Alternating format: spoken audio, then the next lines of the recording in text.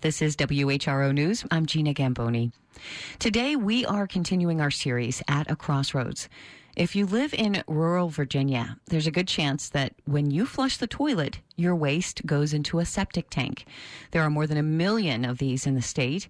They sit in the ground, and they usually need dry soil to help filter waste. But coastal Virginia currently experiences the fastest average rate of sea level rise on the eastern seaboard. That means the ground is becoming too wet for septic tanks to work properly. Zach Hirsch reports. When it rains for a few days in a row, Roosevelt Jones can't use his bathroom. Water fills the septic system in the yard, sewage gurgles up into the bathtub, and the toilet won't flush. So you imagine you sitting up about 2 o'clock in the morning, and then you get the urge to go to use number 2. A whole lot of time you have to hold it. Jones is 80. He lives in Suffolk, on a rural but densely populated street in the Chuckatuck neighborhood. Residents, who are predominantly black, have been trying to get better sanitation for decades. Does it create a smell when it does that? Oh man, it's awful. It's awful. That's why we call it waste.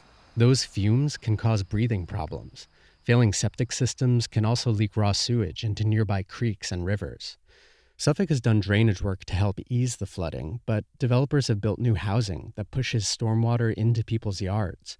Residents say the flooding has never been worse. For Jones, the problem seems to go away when the ground is dry. But with sea level rise, experts say there are a lot of places in coastal Virginia where the ground may never dry. We're starting to see effects of it now, but we're going to see more effects of it down the road. Molly Mitchell is a researcher at the Virginia Institute of Marine Science on a team identifying likely hotspots for septic failures. In most septic systems, gravity pulls the waste into the soil where microbes treat and process it. But in saturated soil, everything overflows into surrounding areas. With both sea level rise and increase in precipitation, what we see is that the groundwater table is rising. So you might not have the level of treatment from the sediment that you had when the system was installed. Exactly how many are at risk is hard to know for sure. Researchers don't know where all the tanks are. Only a portion of the state's data on these systems is digital. The other records are on paper, filed away in local government desks. In many cases, there's no record. As for how this will all play out, Mitchell says it'll be gradual. It's going to be one property at a time, but it's still going to affect a lot of properties. Existing problems are expected to worsen in Suffolk, Chesapeake, and southern Virginia Beach, but it's rural shoreline communities, the Middle Peninsula, Eastern Shore, and Northern Neck, they'll be hit the hardest. Down in this area is terrible for septic systems. That's Tom Hogue. He built a house in the low-lying Guinea Neck area of Gloucester County in 1995. Within the first few months, sewage was coming out of the ground. Brand new home, you couldn't flush the toilet. Washing machine, couldn't use that. Eventually, the county put in a public sewer line, but that's not always practical in areas like this, with houses so far apart. Other people need a special high-tech septic system that can better withstand flooding.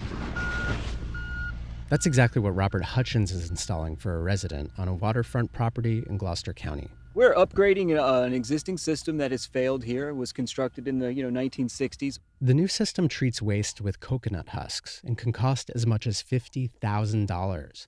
Hutchins knows that's out of reach for most people. The ones that can afford it obviously will, but those that can't, they're going to get their medicine they're going to eat before they fix their wastewater system. This is a huge equity problem, and in many areas it affects black people more than white people. Historians say one reason is that after the Civil War, many freed slaves could only acquire property that flooded easily. That same land has been passed down over generations. Catherine Coleman Flowers is a national sanitation activist and serves on an advisory council for President Biden.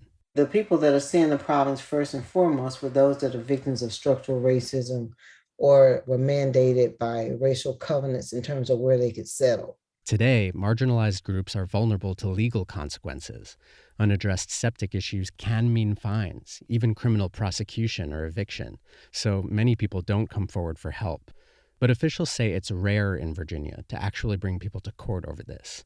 David Fridley is a manager for the Three Rivers Health District. We spoke on a drive around Gloucester County. We always are in an enforcement posture, but the real goal is always to solve people's problems and connect them with resources. That includes local grants and loans for homeowners for routine septic service. Virginia lawmakers are also trying to address the problem. A new law this year set up a statewide fund to help with repairs and replacements. State officials will also start considering the impacts of sea level rise when issuing permits for new septic tanks. They say it'll be a game changer. Activist Catherine Coleman Flowers is skeptical. Because I've been doing this for over 20 years, and everybody has the next best thing, and it hasn't worked, and they're right back where they started. The engineers and all the other officials that charge fees make money and they move on, and the homeowners are left holding the bag. Another question is, what happens in the long run? Skip Stiles directs Wetlands Watch, an environmental nonprofit. He's not sure it's worth investing in new septic systems in some places. If you're along the shoreline and your septic system is flooding from underneath, it's sort of like a canary in the coal mine for the fact that within a decade or two, your house is going to flood. And it will be so compromised that we may not want to continue to support people living there. That's going to be the harsh problem. More coastal communities will have to face that dilemma soon. By 2060, much of the Middle Peninsula, Eastern Shore, and Northern Neck could be underwater. There are people already dealing with that now, though, like Roosevelt Jones, the 80-year-old from rural Suffolk. Rainstorms flooded him out last Christmas. He's afraid that'll happen again this year. And I won't be able to use my bathroom. Jones and his late wife, Catherine, were leading a push to get Suffolk to extend a sewer line to their community. That way, they'd never have to deal with the septic backup again. But since she died in August, that effort lost momentum. Jones says, "I'll be on my way out like my wife before there's meaningful change." Zach Hirsch, WHRO News.